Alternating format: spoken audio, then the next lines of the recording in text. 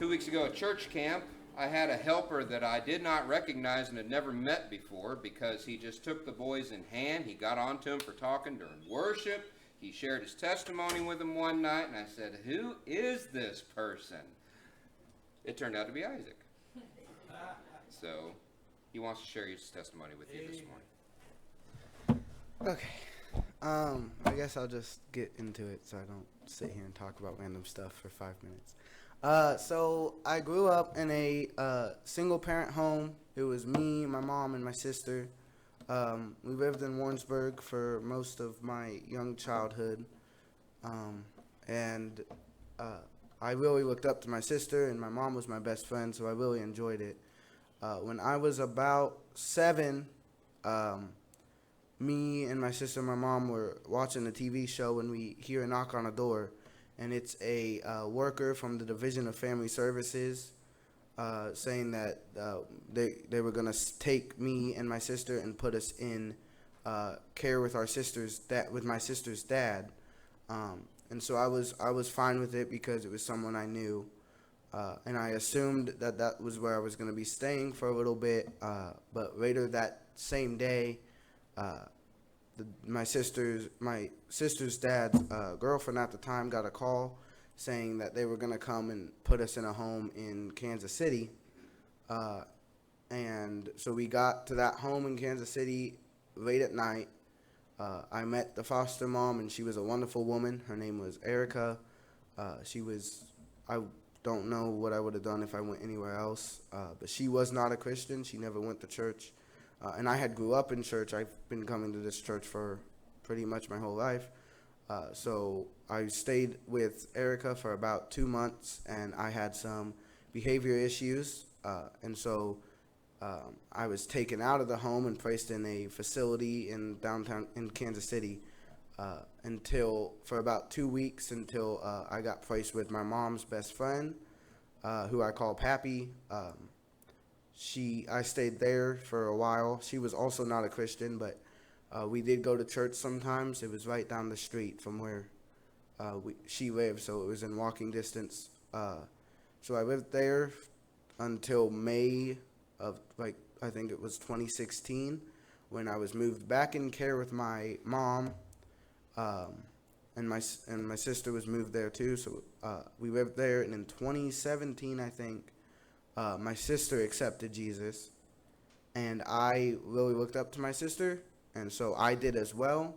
And I knew what Jesus had done, but I wasn't ready to truly accept. But I did it because my sister did it. So I was baptized here, and then in 2018, I think, I was moved into care with my grandparents, and I still saw my mom all the time. She would come over for dinner after work every day about 6 o'clock. We would be sitting down at dinner. We would hear the door open, and it would be my mom walking in. She'd come down. She'd sit down. She'd have a meal with us. And in October of 2019, Travis had took the youth to a judgment house, and I had after the judgment house, I went up to Travis and I said, "Travis, I think now I'm ready to accept Jesus. I wasn't last time, but now I am." So I accepted Jesus at that point. And then in 2020, my mom passed away, and I had a really, really hard time with that. She was my best friend, and so I was mad at God at that point. I was upset. But I continued to try to find faith through it. And in December of 2020, we went to an event we go to every year, Extreme Winter, and I listened to a sermon, and I felt moved, and I realized that God was holding my hand through everything that happened, and I accepted Jesus for a second actual time, and I was baptized here, and I finally have kind of realized that my calling is to help other people understand that through their time of trouble, that God is with them no matter what. Amen.